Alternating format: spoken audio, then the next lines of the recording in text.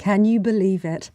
2.5 months after she resigned, Nadine Dorries has finally resigned.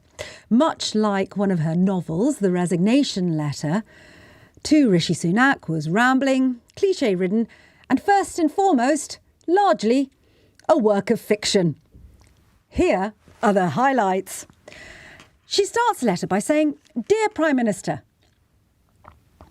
it's been the greatest honour and privilege of my life to have served the good people of Mid-Bedfordshire as their MP." Well, Nadine Dorries, you haven't spoken in Parliament for the last year. You've barely voted. And it got to the point where constituents and some of the reporters here at LBC went in search of you and simply couldn't find you. The erstwhile MP goes on in her long, rambling resignation letter to talk about her stellar career in politics. The problem is, not everyone remembers Nadine Dorries' career in quite the same way as Nadine Dorries. What's really interesting is that at one point she says, "Having witnessed firsthand as Boris Johnson and then Liz Truss were taken down." This is Nadine Dorries banging on, as usual, about the conspiracy theory that is only existent in her head. Nadine Dorries has literally rewritten history. The sentient amongst you will remember that Boris Johnson... let me start with Liz Truss. Liz Truss and Kwasi Kwarteng, you will remember, tanked the UK economy. Liz Truss's tenure lasted for a shorter period than a lettuce on a shelf. That's because after she tanked the economy, we saw the great institutions of this country, including the Bank of England, step in to try and salvage what could have been an utter disaster. So Liz Truss, having mortally wounded this country, was taken out by none other than her fellow Tory MPs. That's how we ended up with Rishi Sunak. Nadine Dorries she has literally drunk the Kool-Aid on this one. As for Boris Johnson, shall I just remind you why Boris Johnson went, as if any of us could forget? The final straw was that he covered up for a sex pest.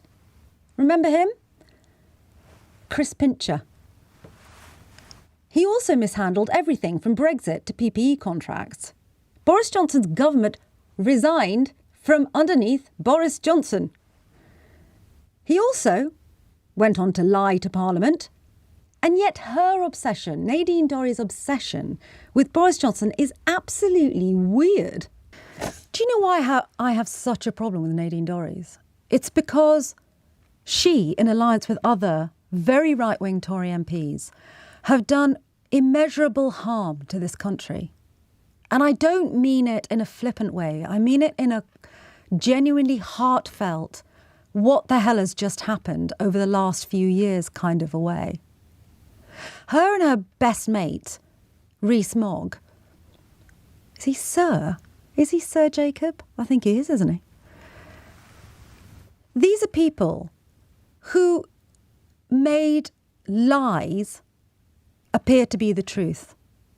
These are people who have the audacity to point the finger at journalists who are trying to point out their lies, their misdealings, their corruption, and claim it's all a conspiracy against them.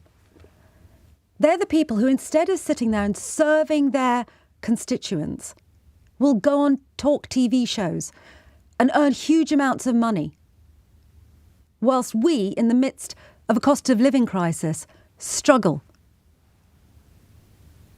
I don't know what is wrong with them. Maybe you do.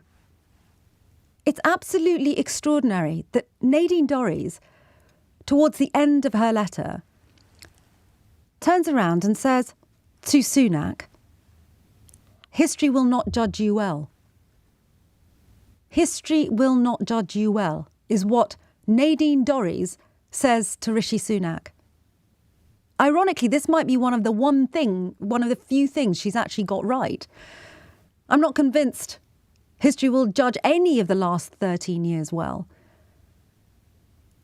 But the way in which Nadine Dorries alienated other Tory MPs, alienated other Conservative voters because of her professional bootlicking of Boris Johnson is something she simply cannot accept.